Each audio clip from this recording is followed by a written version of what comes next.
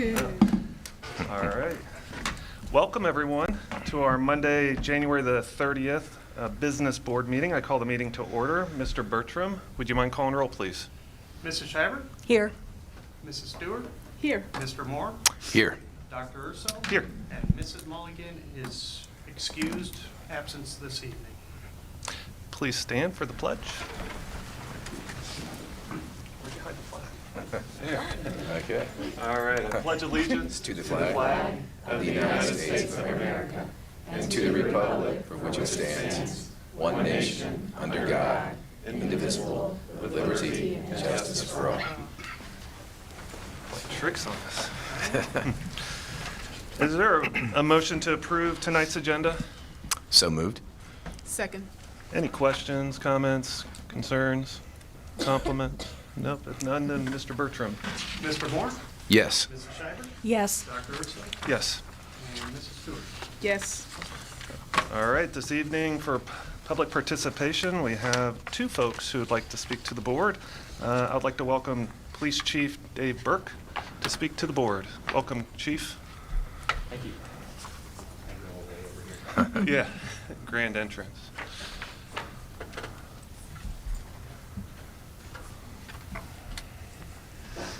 First of all, thank you for allowing me to come up here and just give a few words. Is this on? Is it green? I think so. First of all, I'd like to thank Marlon. He has been outstanding, and the partnership we have built with the schools and adding the school resource officers have been just amazing. I think the school, I think the community, I think the students are going to benefit in the long run for this. Marlon brings his energy to the students, to the schools, and his vision, I really feel, is going to carry on with Debbie. He's worked closely with Debbie Hauser. I've known Debbie for 10 years plus. We've worked together too. And that's the biggest thing when you have a change in leadership, is you want to make sure that that vision carries on and you don't take a couple steps back. And I really feel that Debbie is the right person. She's prepared. She's been training under Marlon. I think we're going to continue this partnership and we're going to grow. And some of the school resource officers that are planning some events in the summer, we're looking at doing a mini police academy for the kids that are interested. We have one school resource officer talking about bringing lacrosse to Middletown. I really think the passion and the energy will continue, and that all started with Marlon, and I can't thank him enough. And I really feel that we have to keep this going, and I can't think of anybody better than Debbie to continue that vision and that leadership to our students and to the community. And that's what I wanted to say. I thank you guys, and it was a great selection. Thank you. Thank you. I'd like to welcome Laurie Wood to speak to the board.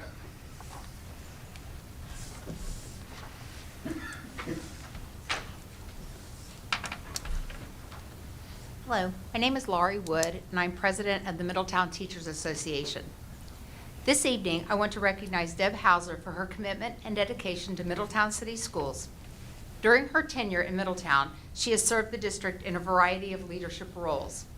Mrs. Hauser, transitioning to our superintendent will allow us to continue growing and moving forward.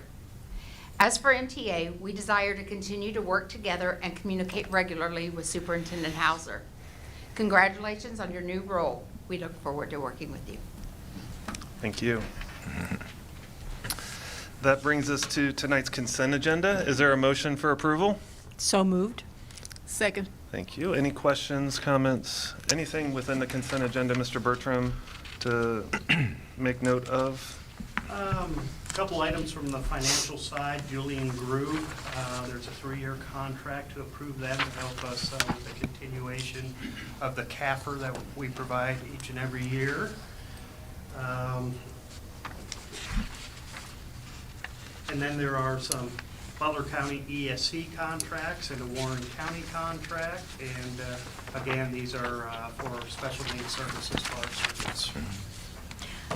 I have a question about this. Does that need arise from more children being identified that need those services? Either identified or come into the district needing Okay. those services. Okay, Yes. thank you. Just want to make just a quick a point here around the Early College Academy, just a celebration about the progress. We've talked about it several times. Melissa Prohaska out of the curriculum department has been leading the charge here. Partnership with Miami University, you see a field trip that we're entertaining, trying to put all the logistics together with board's approval tonight to take our Early College Academy students, about 13 students, to Washington, D.C. for an experience of a lifetime. So really excited about this for the kids. I'd like to just make note that it looks like our young folks will be going to the Newport Aquarium, 2 groups heading to Newport. And so it's exciting. Thank you for organizing that. Other comments, questions? If there are none, Mr. Bertram. Mrs. Shiver? Yes. Dr. Urso? Yes. Mrs. Stewart? Yes. And Mr. Moore? Yes. Promoted. All right. This brings us to, I imagine, why a lot of folks are here tonight. It's a very exciting evening. Is there, under the Board of Education, the approval of employment contract as of March 1st, 2023 between the Board of Education and new Superintendent Deborah Hauser? Is there a motion for approval? So moved. Second. Any questions or comments? We're excited. If there are none, to Mr. Bertram. All right, let's hear this all at the same time. All in favor, say aye. Aye. All opposed, say nothing.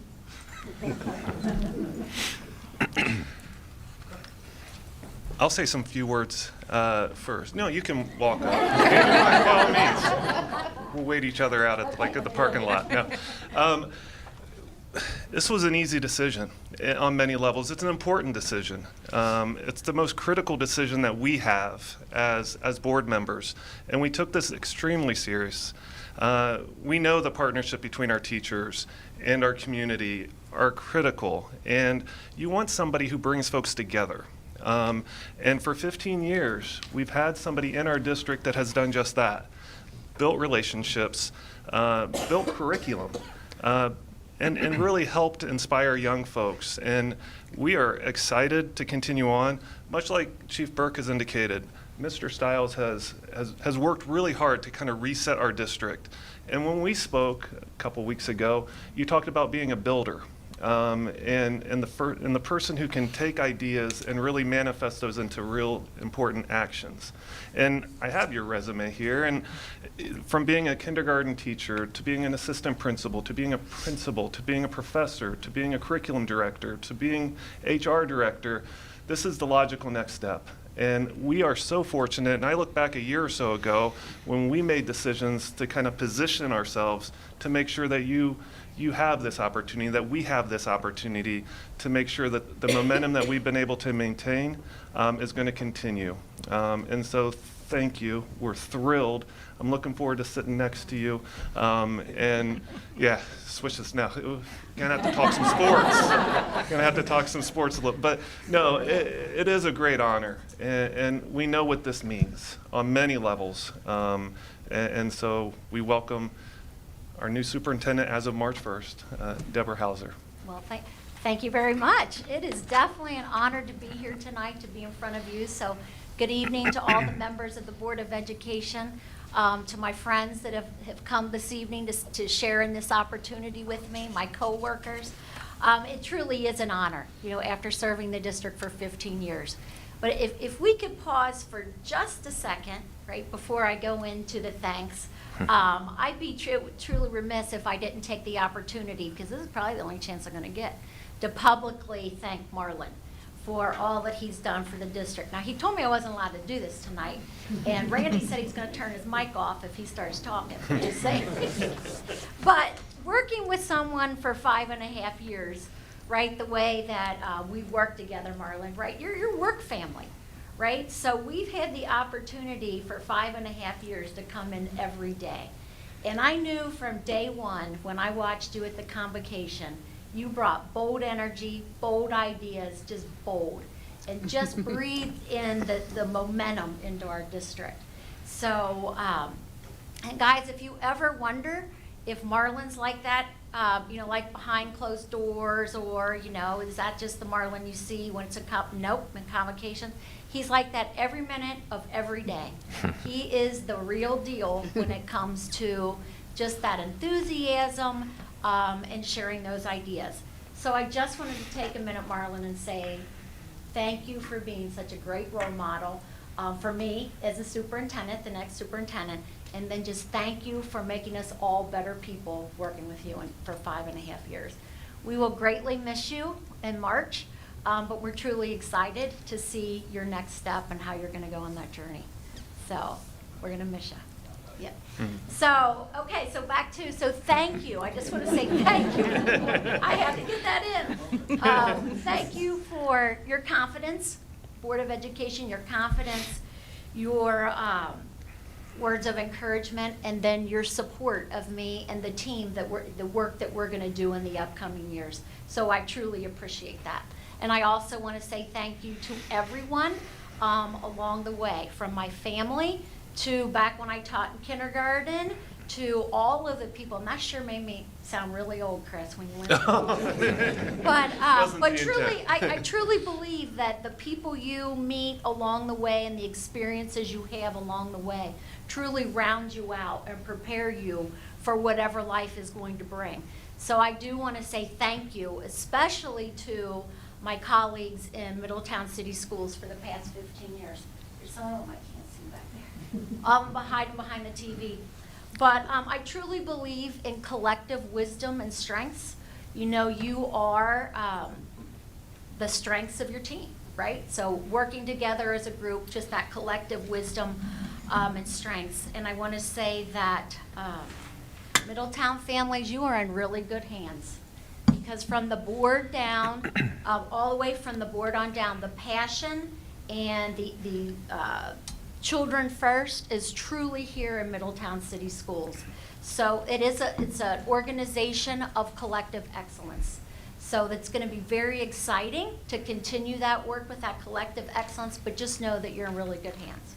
So also wanted to mention our #1 goal is we're moving forward through the transition is that we're not going to miss a beat, right? So we've accomplished quite a bit as a school district with our new strategic vision, right? It's been around, we started it 1.5 years ago with all the planning. Shoot, I think it was a little bit before that, right? But it's really just been the first 6 months this year where we've seen a lot of these initiatives start to play out. So we have, if you think about everything that, just the first 6 months, the first semester, right? We rolled out a brand new reading program, K through 12. We've rolled out, we've solidified our math program. All of our curriculum areas have been up to date. We have new resources and they're full, right? The professional development. We have a community center, right? Millions of dollars for our community. So, and then Passport to Tomorrow, right? We've seen those classrooms now in K through 5 actually come alive. So we have lots of wonderful things rolling right now, and our goal is to make sure they keep on rolling, right? And we're not going to miss a beat. We have the plan. Here's the plan, right? So now it's up to us to make the plan come alive in the years to come. So really, in conclusion, I just want to say thank you once again. I also want to mention thank you to everyone's hard work every single day in the district, and then thank you in advance for the support that we're all going to give each other as we're moving through with the strategic vision. So I know I appreciate you and all the work that you do every day. I appreciate your voice. And remember, I'm still one phone call away. It's still the same phone, but if you're going to stop by, the office is going to be across the hall. So anyway, thanks again. I look forward to the work and just all the excitement. So thank you. Thank you.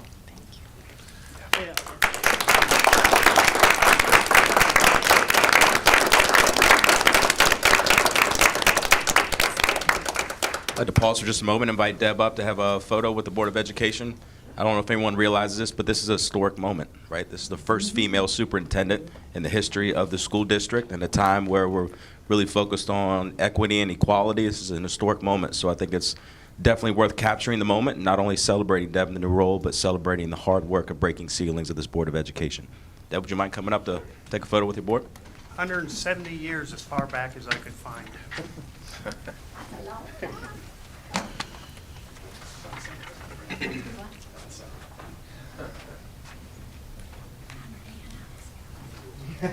just feel like a monster right here. No, you get in the middle.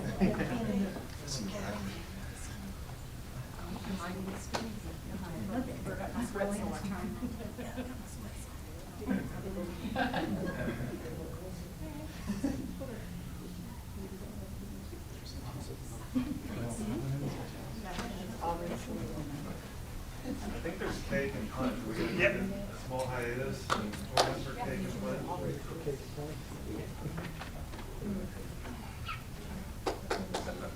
Not yet. All right, time to celebrate. Cake and punch.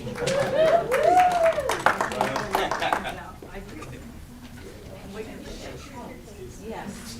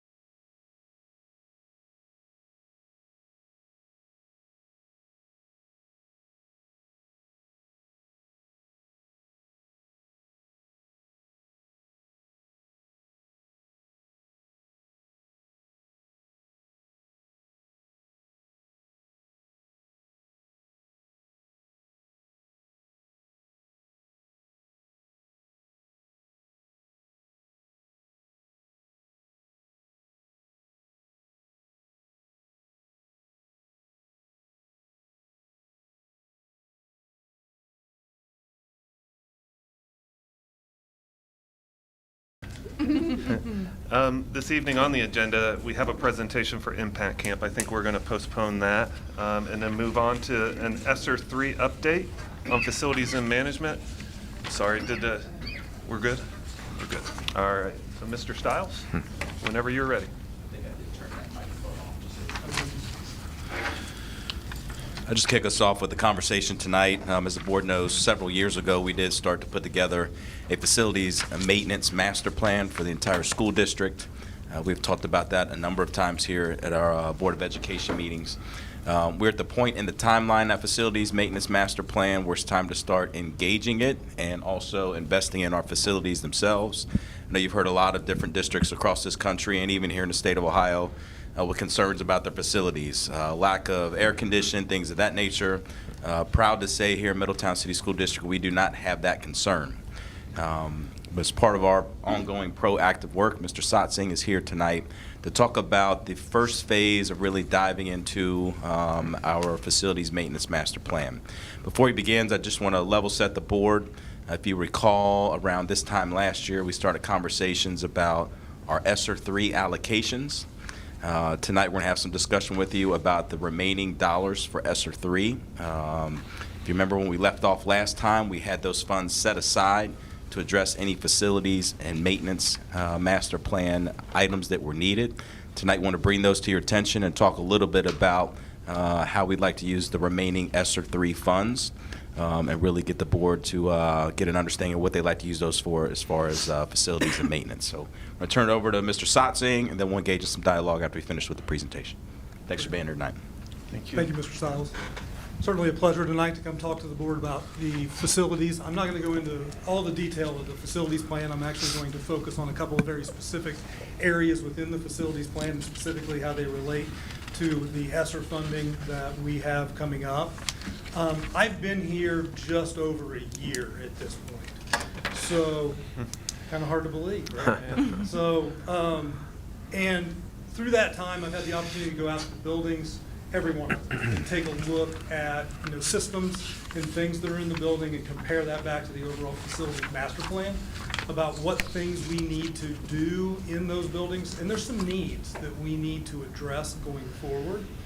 I thought it'd be nice from my perspective to talk a little bit about some of the facilities facts. I'm sure you know these better than I do in some cases, but I thought the public might have a great opportunity to see some of the things that we have as far as the structure of the buildings and how we fit together and how that then relates to what I'm going to talk about with the overall needs that are within the district. One of the things that we have within the building is we have just at 1.1 million total building square feet in this district. So it's a lot. That covers over 193 acres of combined land that we use, that we maintain from a facility standpoint and a maintenance standpoint. So it's a big district. It's a lot of ground and land that we go through to work through that. As we break that down, we have actually 11 educational buildings or facilities that are specifically targeted to education, which includes the Mid-State building downtown in that particular number as well. One central administrative office, 2 dedicated athletic facilities, 1 transportation facility, 2 maintenance facilities, and 1 warehouse storage facility, which kind of rounds out as a general overview of the district. Now, I'm not going to talk about every one of these tonight. We're going to target and focus in really on 2 areas of upcoming need that we need to talk about, and a little bit about what the history has been regarding some of the upgrades that have gone on. Fortunately, in this district, we're in really good shape as far as a lot of the renovations and things that have been done in the district. So I'm pleased to report that. There are a few areas that we do need to focus on when we look at that, and I do want to kind of highlight where we're at when it comes to when those facility dates were done, completed, renovated. We look at the high school, middle school, 2017 and 18. Most of the building systems that are in those buildings are new. They're things that we continue to maintain. Things happen. year in, year out that we need to maintain. But overall, building systems are new. They're not major replacements that need to happen currently, and that's not built into the current facilities plan as far as major maintenance or new roofs, new HVAC. Any of those items are in great shape. If we look at our elementary buildings, that's a little bit older. So as we start to take a look at those, they were actually done in 2 phases. Rosa Parks, Amanda, Creekview, and Highview, some of those are new. Others are renovations, with Amanda being a major renovation that occurred in the 2005-06 timeframe when those buildings were being constructed to the point where they were opened up. Look at Central Academy, which was also a renovation. You go into Mayfield, Miller Ridge, and Wildwood, those are new constructions that go on. Rosa Parks was added onto with a facility, with a new wing to that facility, relatively new as well in 2020. So there are differing components in each of these buildings as we go forward. Midstate, actually 2020, there was renovations that was done, which included a new roof. It didn't include the interior of the building to a large degree, but all the major systems of that building were updated at that particular time. One of the key facilities I do want to focus on tonight, and we need to focus on going forward, is actually the transportation facility, which is also shared with our buildings, grounds, and maintenance shop and storage area. That building was constructed in 1985. It is definitely one of the ones that we need to target in as we go through our presentation. Is I want to focus really in on that center phase of the elementaries and when they were done and needs that need to occur from there, and then jump down to the transportation facility as well and target some of the areas that we need to look at as we go forward with that. So I've been out and about in the buildings and really looking at what are some of the things that we need to do to maintain some of those older buildings. And if we look at the building system needs within the elementary buildings specifically, which is the area I'd like to target, HVAC systems and roofs are currently reaching their maximum useful life. It's about 20 years. When you look at this, Group 1 was finished and HVAC systems were put in 2004. It's about a year ahead of when the building opened. And that's when they started. If you look at Group number 2, that's about 2006. So we have in 2024, which is just next year, we need to really be looking at renovating and replacing the roofs in those locations, as well as the main outside and inside HVAC equipment. Second with Group 2, about a year later. So we'll talk a little bit about that phasing as we kind of move forward. Transportation, overall building systems is aging at this point. As we look at it, there's actually a number of things with the HVAC and roof at that location that are old, that need to be updated. The siding and the outside of the building is in need of help at this point. In addition, there's some site drainage issues that's actually leading to some structural issues within the building and drainage issues within the building. And it's something that we need to address going forward and come up with a plan as we start to move into the next phases. So a couple of key things to kind of hone a little bit further into what's going on at each of those buildings is chiller replacement and pump assemblies. Those are the outside units like your HVAC system that you have at your home, but they're just on a massive scale for the buildings. Those are absolute issues that need to be done and that they will at some point fail. And if that happens, there's some pretty critical needs or pretty critical items within the building that it's going to affect. Talk about that in just a few minutes as well. The other part is when you replace those, the control systems that go along with them need to be updated. But the good news about that is that both of these systems, when we do that, we can upgrade the efficiency within them and upgrade how they operate, which then can result in some fairly significant educational or fairly significant operational savings that can go through those buildings that I think can help us leverage some improvements on some of the things that we're talking about tonight as we move forward. Aging roofs, I know if you go out to multiple of the buildings, you can actually see that there are some issues with some of the elementaries with stained ceiling tiles in multiple places. We have addressed some of those, but we really need to ramp up and move forward with doing more of those going forward within the elementary buildings.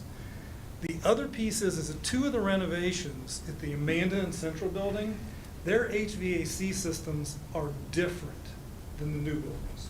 They have internal unit ventilators that act as the internal piece for them in each classroom, whereas in the other buildings, they're system-wide.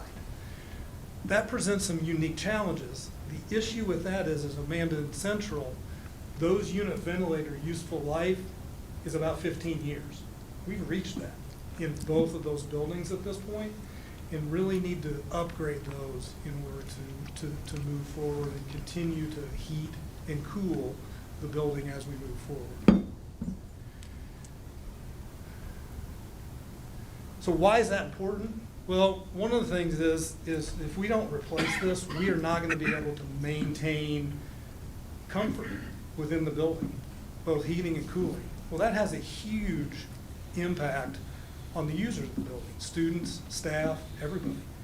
You know, we hear a lot of times in districts around that when those issues happen and they're not addressed in a timely manner, then it creates morale issues. It creates issues from a variety of places. We read about that in multiple negotiations from other groups, that creates issues. So we don't want to do that. We actually want to make sure that we're providing the best optimal educational environment as well as the best optimal work environment for people to be in those buildings in order to do that. And replacing those systems ahead of time is going to help us do that. The other piece of it is create operational efficiency and savings. One of the things in the systems that are out there now is refrigerant has changed, and the laws of refrigerant has changed greatly over the last 15 years. So the refrigerant that's included in each of our current systems is not even capable of being sold. You have to get it from another location to be able to get it to us. They're not manufacturing it anymore. So it creates logistical issues and price issues when it comes to being able to service those particular units. So the new units, if we replace those, eliminates a lot of that. In addition, the overall system efficiency of each of those and what it costs us to operate from a gas and electric perspective has ramped up. Technology's changed. Things are better.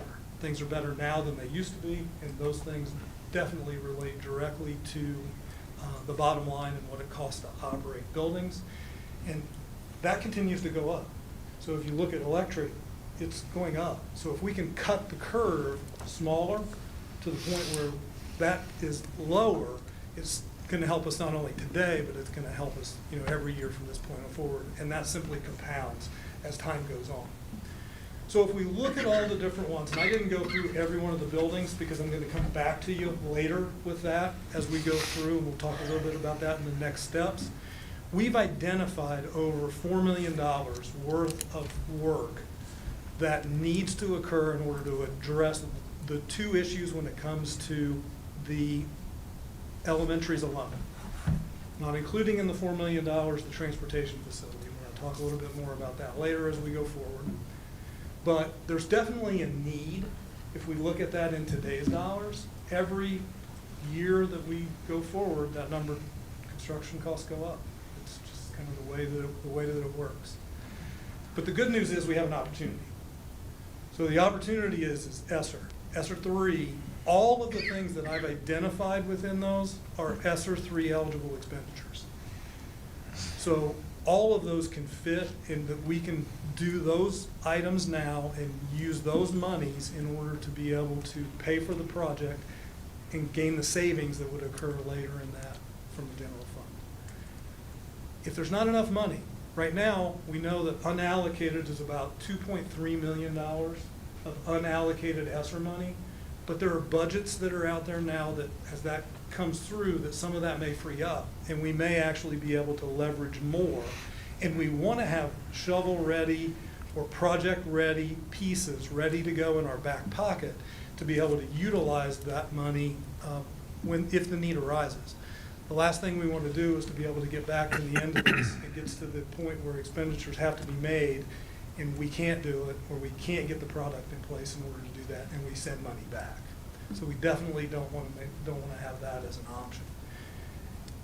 Once all that shakes out, the other good news is that we have permanent improvement, and all these are eligible for permanent improvement dollars as well. So we do have a pot of money that was dedicated specifically for this, that we can go through and utilize that to fill the gap in that project. So the money's there. The funding is there for us to be able to do the things that we need to be able to do going forward.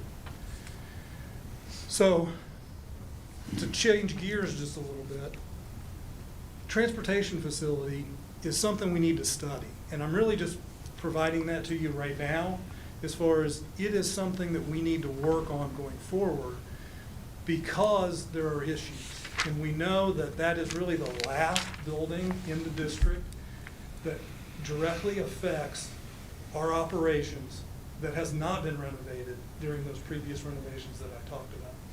So it's something that we need to get on the schedule. We need to start thinking about how that's going to fit. And I think there's some really key reasons why. The current space is really too small for our needs. We can't put everything there that we need to be able to put there.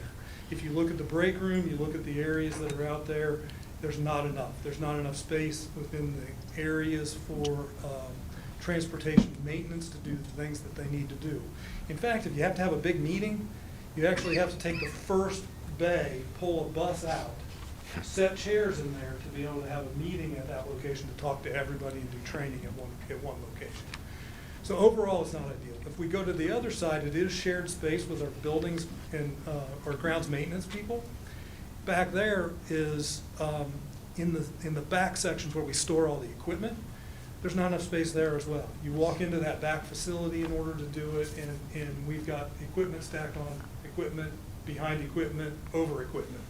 So it really becomes inefficient in the way when you need to get something that you now have to move 17 things before you can get to the thing that you actually need to do the job that you need to do before you get there. So there can definitely be some things that would go through in order to do that.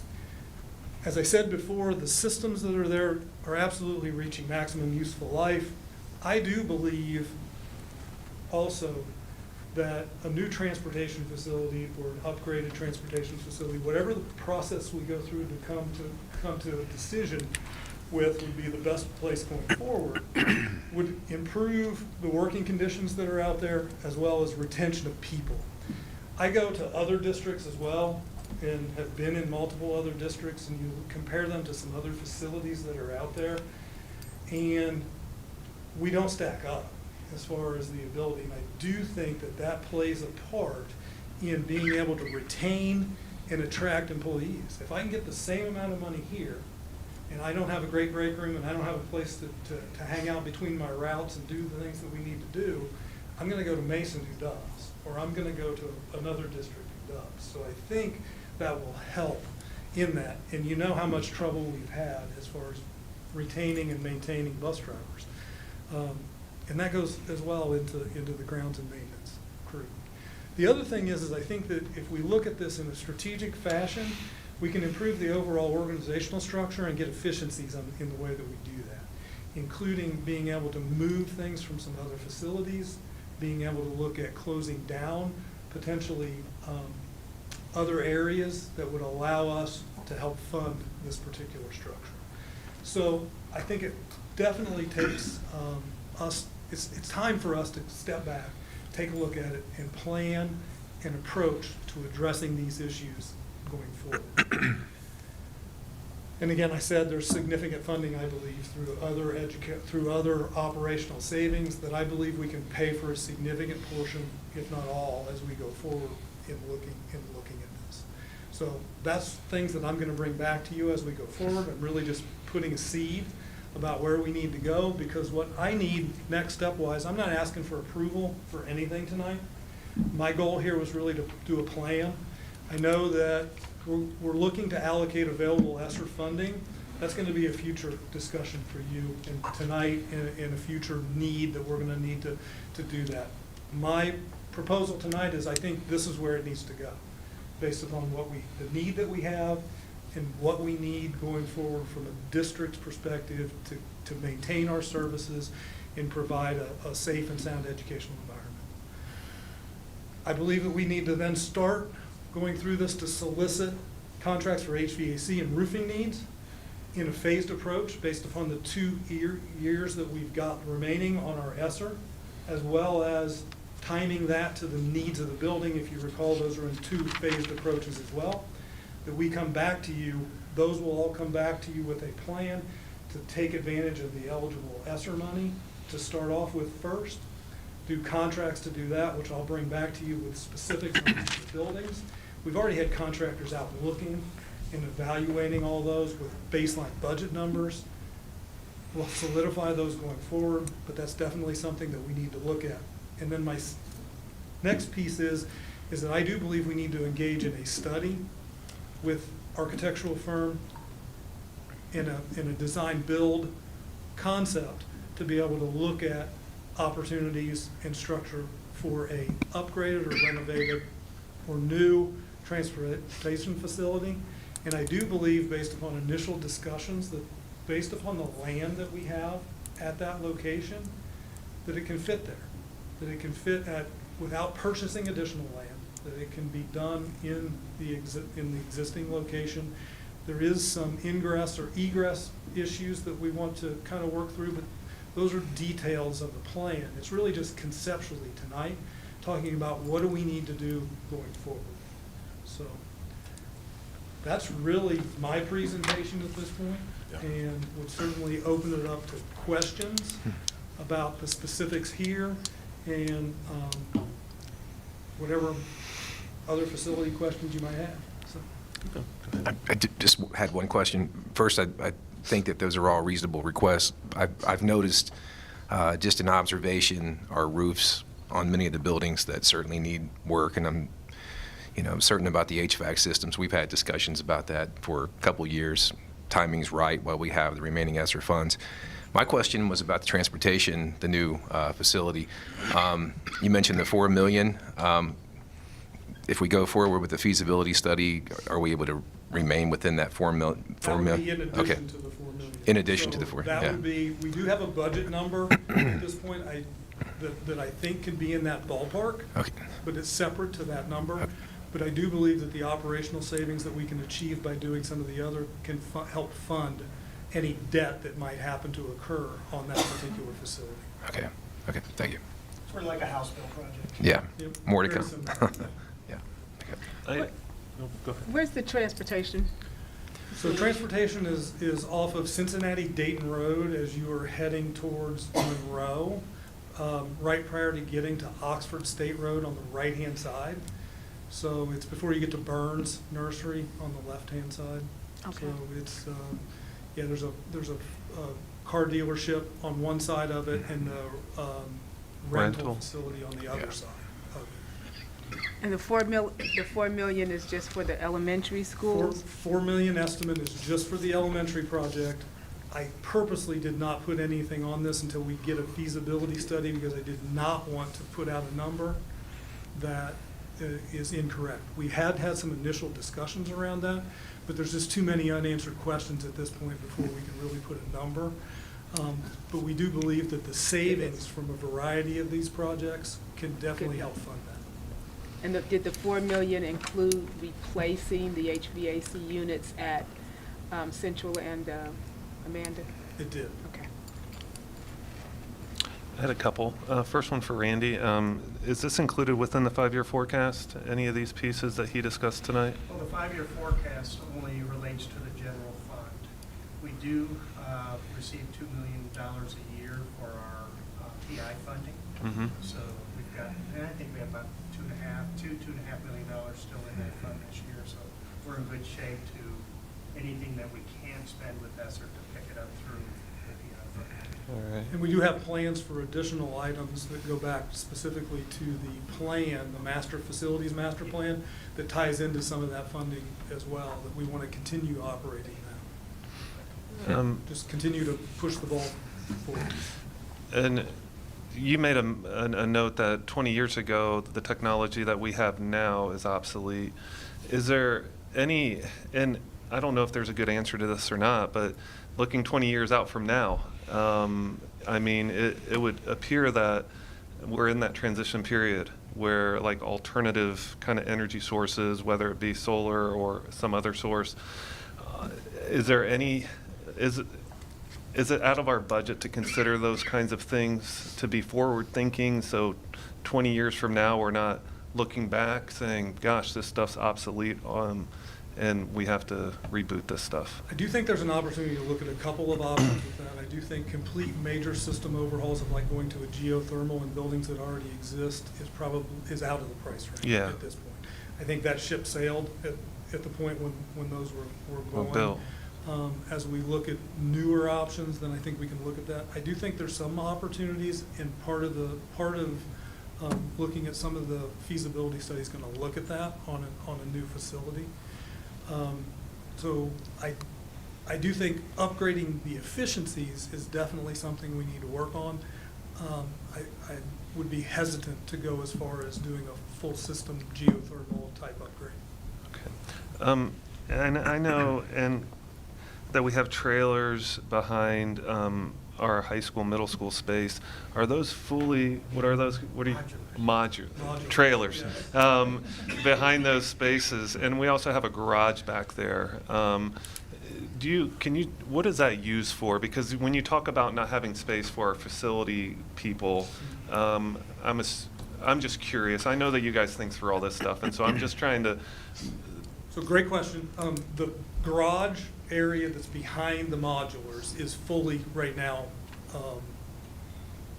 maintenance facilities. So we're in two separate places at this point, which creates some logistical pieces of that. So we've got our offices are in that location, as well as some of the shops. But then the other part is on the transportation facility side.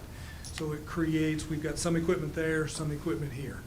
I do think there is an opportunity in order to move those to create some organizational efficiencies. And I do believe that there's an opportunity to use that space as warehousing space that we're currently leasing. I gotcha. So to be able to better utilize that particular location. As far as the modulars, at this point, that's educational space that's specifically tied to the high school or to the junior high. That's not part of this facilities piece, but those are used as classrooms on a daily basis. And is it needed space? I'm assuming that it is moving forward. At this point, yes. I mean, based upon everything I've seen, we might at some point want to look at a different option. I do know that one of the things that we're looking at this point is, from our safety plan, is actually creating some fencing around that area to tie it closer in with the building. But every day, those are used all day long as classrooms. Because I guess in terms of, and it's been a few years, but as we discussed, it wasn't a permanent solution. It was something that was there to kind of bridge us to what a permanent solution would be. And do we own those? We do. And so my question would be, what would we plan on using those for if there was some kind of option to better solve the educational space? And so could that open up space? Could those be moved to a different location to solve some of the other problems, I guess, is what I was leaning to. And that's an interesting question. We've gone through the enrollment study. We feel like we're in a good spot as far as the projections of that enrollment study. I think it would be something we would need to chew on as far as what the future would look like with those modular units. I don't think we're ready to really dig into that conversation tonight. Yeah. Just something to maybe keep in mind. Something to just throw out there because. Yeah. Good news is there's definitely a secondary market for those. So there is the ability to sell those if it does not fit in with our overall plan. It's good to know. Thank you. I know this is all in the planning stages, but I would be interested sometime in the future to go out and look at the transportation place. I've driven by it a million times, but I really don't understand what you're talking about. So sometime maybe when it's not snowing or raining or something like that. Or cold. Or cold. We can go up there. Wait for Snowing, spring, raining, wait for cold. spring. Yeah. But we yeah. want to see it. Well, you really need to go out there when it's raining, because that's when you get to see the ponding effect. It's very nice in front of all the bays. So you really, It needs some work, It's something yeah. to see. So, but no, I would love I to would- take yeah. love to take you out there. Okay. I thought about doing a variety of slides tonight, but I think as we start to move forward in this planning process, that's going to be one of our next conversations with you, is to kind of give you some overview of the area. I really tonight just wanted to plant a seed about what I see as being the needs within the district, and really talk about some of those critical items that, where I'm at. HVAC and building operations are something that if we don't address those in the next 2 years is going to be a massive issue. Just a comment. Allow those folks who work in those spaces. We do appreciate the maintenance workers, our bus drivers, and it's nice to know that there's being thought directed towards solving some of those problems. Because without them, I mean, our district would be crippled. And so it's important that we recognize and hopefully find some solutions to some of these problems. Just to remind the board, when Tom Weezer was here, we did get a donation from Peterman, and we did rework and refresh the break area for the drivers, albeit not very large. Right. It is It nicer. was a Great improvement. So, and of course, that's just the front of the building. That has nothing to do with the back. That's when you really see what Eric is talking about when you look beyond the office and the break area. Just want to take a moment again just to come back to a key conversation point that we anticipate the board having to have some discussion and hopefully consider taking action on in the month of February. Mr. Bertram and I would like to come back to the board in February to present you with a recommendation and an agenda item to allocate the remaining little over whatever the remaining amount is for our ESSER 3 funds, allocate those towards the facility maintenance items that you saw here today as part of that $4 million piece. Now, obviously, we're under budget. We're over budget. We do want to give the board some time to think about that because right now we did come in under budget in some areas that we put some plans in front of the board with, right? We weren't able to hire all the positions for certain items and different initiatives. So we do have some funds remaining. I wish to be very transparent with the board and our audience and our community about the need for this to not only keep our facilities upgraded, but make sure the working and learning environments remain state-of-the-art here in Middletown City School District. And those ESSER funds really give us the opportunity to be able to do that. So I know the board enjoys some time to think and process well in advance of a major decision around millions of dollars.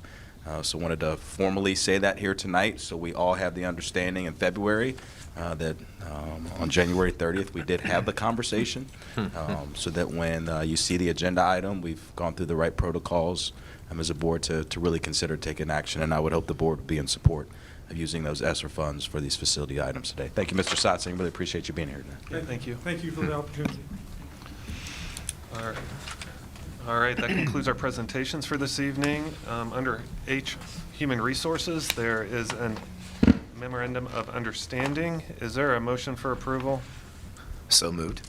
In a Second. Could we have a description of this, please? Very high level, got a memorandum of understanding for, excuse me, a lead elementary counselor position. You have that MOU in board docs for the board to review. Some duties that this individual will be doing is things such as scheduling professional development and delivering professional development for elementary counselors, which you know are funded through ESSER positions, brainstorming with student services and elementary counselors, also supporting different future SEL plans and developing plans for the district as well. So again, just an MOU of understanding between both parties. Any questions regarding this? If there are none, then Mr. Bertram. Dr. Urso? Yes. Mrs. Stewart? Yes. Mr. Moore? Yes. Mrs. Shiver? Yes. Under curriculum and instruction this evening, we have a first read of the middle school curriculum and courses study. I want to recommend the board take action on this item here, given we are nearing course requests. I want to present the board with our middle school program of studies. I think we need a presentation first. So we'll go presentation first. Just kind of set the stage as Ms. Prohaska works her way up here to the microphone. Back in December, the board did support fully the program of studies for our 912 campus. We shared with you at the time we had a little bit more work to do under the leadership of Deb Hauser, Melissa Prohaska, and Susanna Davis around visioning around Passport to Tomorrow. I got a cough. Specifically in grades 6 through 8. Ms. Prohaska's here tonight to kind of walk us through just a tad bit of that visioning. I know we don't have 2 hours to dig through that multi-month body of work, but want to highlight some things that are taking place in that P2T vision, but also speak to the program of studies that you've got before you. Again, tonight recommending that you take action, given that we're entering course requests. Ms. Prohaska, thank you for being here tonight. Good evening. This year, the middle school course of study has 2 updates. The first one I'm excited to share about the Passport to Tomorrow. It is now expanding into our grades 6 through 8, which is very exciting for our students. Next year, our middle schoolers will have an opportunity to explore deeper into the career pathways of their choice. And they'll have time, we're partnering with our Ready 100 businesses to have Workforce Wednesdays where the students will have opportunities to go out and really experience the fields of their choice and grow that.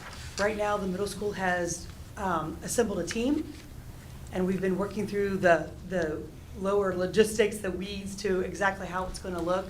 But this is going to be a great opportunity that all students will have the opportunity to experience this and dive deeper into their career fields of their choice. This, again, is the extension of the phenomenal K-5 program that's already in place. And now we're growing that through 6th through 8th grade. So that's the one change for next year. The other one update is we will be moving away from offering the MIDI virtual program to our 7th and 8th graders next year. Over time, the enrollment has declined. This was designed around relief during COVID time, and the culture has changed, the atmosphere, so we are moving away from that based off some data that we have for attendance and some of the grades and success in the program. So that's just not effective anymore for our 7th and 8th graders.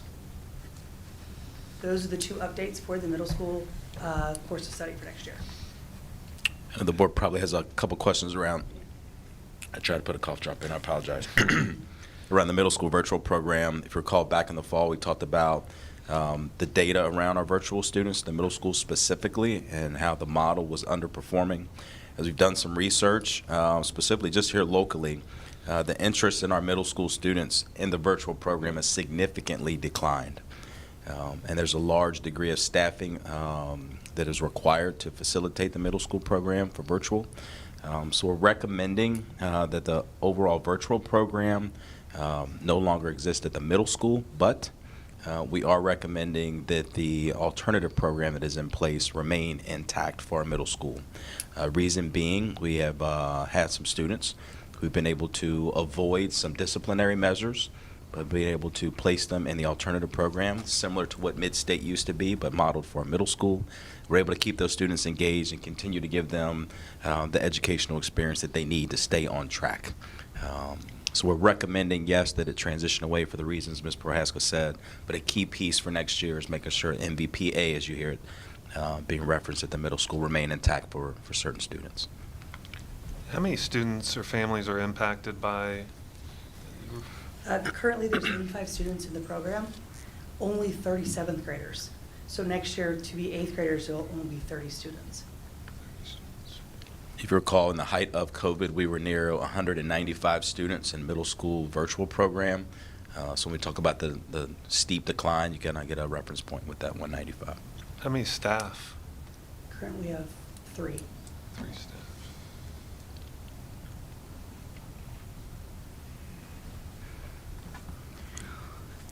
The 30 students that are in the 7th grade that will be moving will it still be at 30 next year because they haven't had an opportunity to enroll into the program, or has there been no activity? We're just starting the enrollment process right now in the schools. So they'll be phasing out, and we'll be working with the families to communicate next steps on how we're going to be moving forward. It's unknown, that question has not been asked because enrollment is literally just starting next week for our middle school students. I could jump in with just one other point of excitement more than anything around Passport to Tomorrow. Excuse me.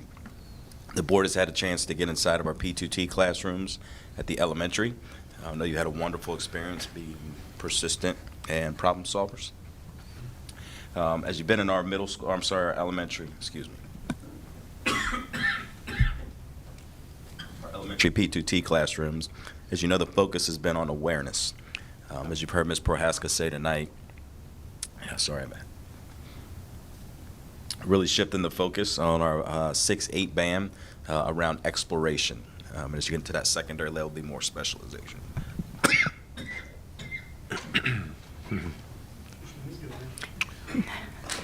While he's excusing himself, maybe you can answer. You said there will be Workforce Wednesdays. How often will those happen? We're still working through the logistics of all that with our partners, our business partners, and bus and transportation, and to build that program in depth. So the team has been assembled. We're hoping 4 to 6 times a year, but again, the team will finalize that once we get into the weeds of building it out. Right. Okay. And also, while he's gone, the kids, the 30 kids who are still in that program, do you have any data on why they continue to choose the virtual program or not? No, that's a great question. I do not have data on that. Okay. Again, those are some of the conversations we'll have once our recommendation, we work through it. We haven't gotten there yet. Okay. Thank you. Yep.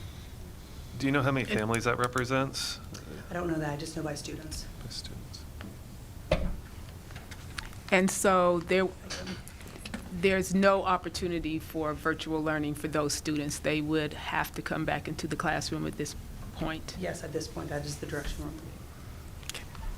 We will meet, again, we'll work with, as we move forward with this and communicate with the families and work through individual circumstances, we'll work through those components. But right now, that's the direction we're moving.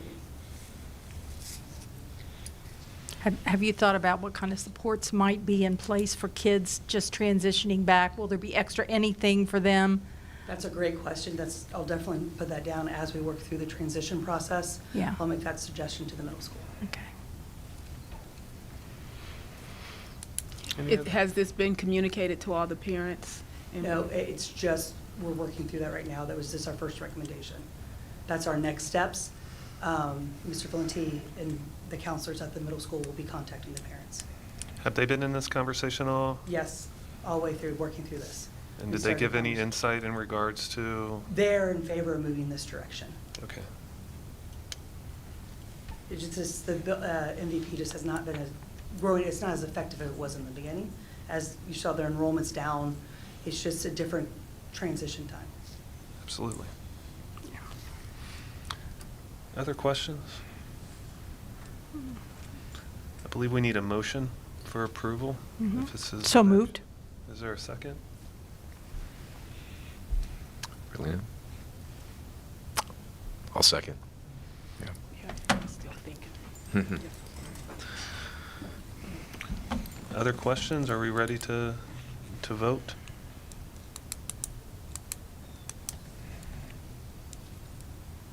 Ready? I believe so. Mrs. Schreiber? Yes. Mrs. Stewart? Yes. Mr. Moore? Yes. Dr. Urso? Yes. Thank you. Thank you. It brings us to Board of Education Board reports. Anything to report tonight, Ms. Schreiber? Yes. Mrs. Mulligan and I attended the district leadership team meeting on January 19th, and the leaders of each school continue to use their data and the plans that they have targeted for their building to increase the scores of these children in all areas, and especially they're emphasizing also the kids who are already proficient or above are going to be pushed also. That's going to be a target area. I think so everybody's included now. I'm most impressed by the distinct plans that each school has. It seems they've taken their data and tried to do what is best within that school as far as teaming up and shifting responsibilities, or just approaching the learning in a different way. So it was very interesting. Got lots and lots of information. So people are truly looking at current, updated information to see where kids are going, and the definite trend is push forward, push forward. A lot of impetus on that, and with the new curriculum materials, Mrs. Hauser, soon to be Superintendent Hauser, emphasized that people have weathered through this getting into all the new curriculum stuff, and with a lot of support within the schools and from the leadership team, they are feeling more comfortable with the materials that are being used. So, and I'm sure Mrs. Mulligan would have more to say if she were here, so I'm trying to do the best I can. But I think parents need to be assured, and the community, that the achievement of these kids is at the top of everything that goes on in this district right now. We have lots of things going on, but that is definitely number one. And the people in each building are very well versed in speaking toward their goals. Thank you.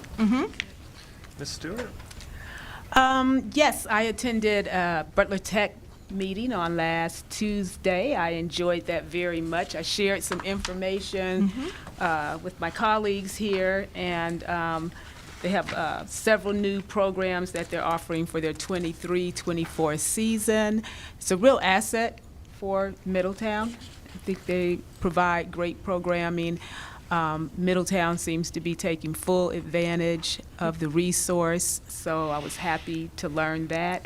I met several very bright and excited Middletown students over there, so kudos to them, and I would just continue to encourage Middletown to take advantage of that wonderful resource. Secondly, I think we're going to have some conversation about the community center on Wednesday, the 1st. Yeah, the 1st. And I know some folks are invited to that. Would just encourage people to come out and participate if they can. This is a really exciting project. I'm so excited for what it means to the preschools, being able to expand 7 classrooms, and the doors that will be opened up as a result of that in the early education space, and how that project is going to benefit our students in subsequent grades, as well as the exciting potential for the gateway into Middletown. So you'll be hearing more about that, but I'm so excited about this project and really hope that all of the community will support and catch the vision. That is it. Thank you for that. Mr. Moore? Yes. Just wanted to once again congratulate Deb Hauser this evening.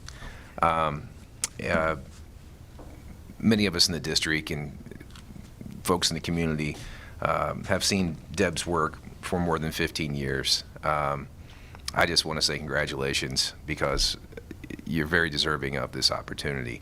And it's great to see you take the lead at this point, having a long tenure with the folks in our district that we need as partners. That community involvement is very important. And also our staff, our teachers. That means so much within the district. So congratulations. Nice to meet your family and just make that connection as well. Recognize Marlon as well for his hard work within the district.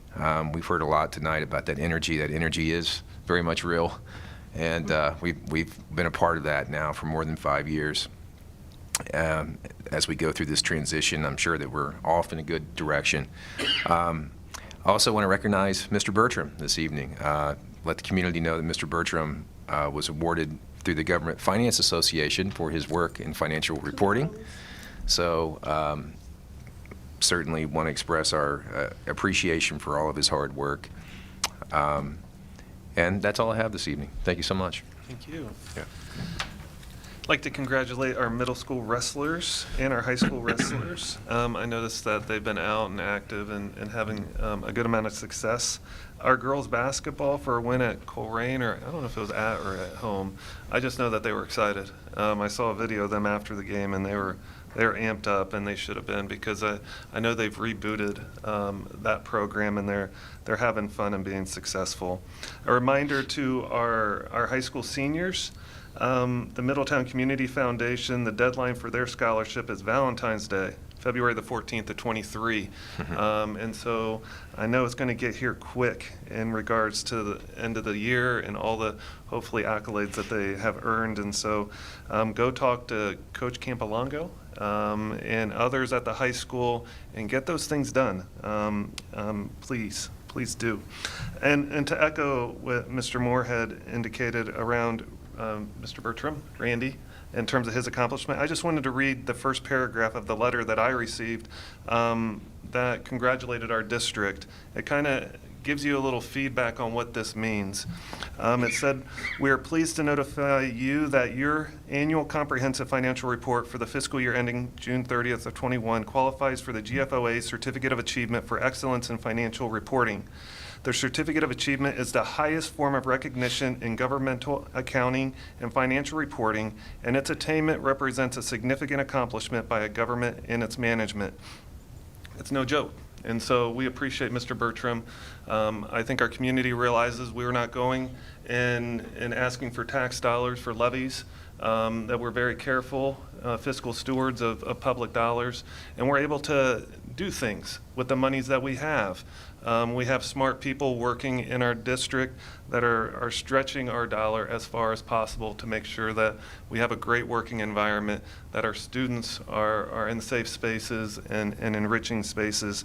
And the team of folks that we have, Mr. Bertram, Mr. Stiles, Ms. Hauser, and others are a critical part of that. And I'm proud to work with each of you and are excited to hopefully continue seeing where the district goes.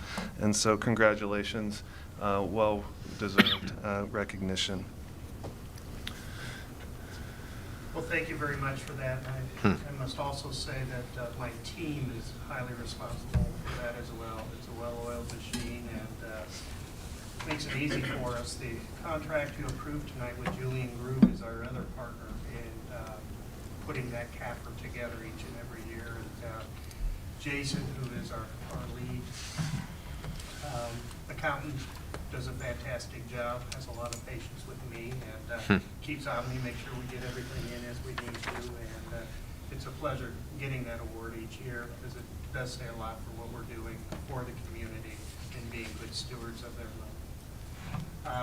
Tonight, two things. First, I'll start out that tomorrow's a first for me. I'm going to go to Columbus and sit in the rotunda and listen to the State of the State address. Never had that opportunity, and I was invited actually by my brother and his representative from Huron County, which I've known for many years. He was a local photographer, did my daughter's senior pictures, and so I think it's a great opportunity for me to get there and, of course, run into Representative Hall as well while we're up there, and other legislators, but I'm excited for that opportunity to actually see it in person.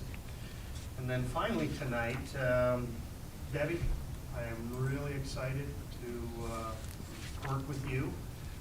You've worked very hard for this.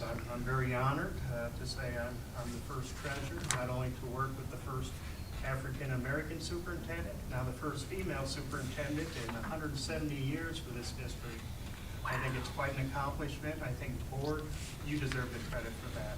It's you that did the two hires, and they're fantastic hires, and we do have terrific momentum, and I look forward to keep on running. I just say Debbie needs to change her shoes, more comfortable in some tennis shoes, and keep hauling. I'm not expecting her to haul quite as fast as Mr. Stiles has, but we'll try to keep up the pace, Marlon. But thank you. Deb, it's always nice to have the microphone last, especially when you broke the rules first. Deb, you know how I feel about you, and tonight I just want to say congratulations. It's not too often you find a teammate like you who you can text in the middle of the night about a random idea that you have, or call when you know that she's on her way to work to say, hey, you want to talk through this? And she's a thought partner. More importantly, she's a teammate, and she cares about this place deeply. The board, you made a fantastic decision. I fully believe she's going to lead the way, continue to put the school district on the map, and make it a showstopper for education across this country. Deb, you are the real deal. Little do you know, I've learned a lot from you in 5.5 years, and I've never told you that because I didn't want you to say anything on the microphone. But I'm super happy for you, and I know that there are female students all across this district tonight that will wake up in the morning and hear the great news about what just happened here in Middletown City School District and believe they too can break ceilings, and that's all because of you. I'm so proud of you. Congratulations. With no further action, is there a motion for adjournment? So moved. Second. All in favor of adjournment, say aye. Aye. All opposed, same sign.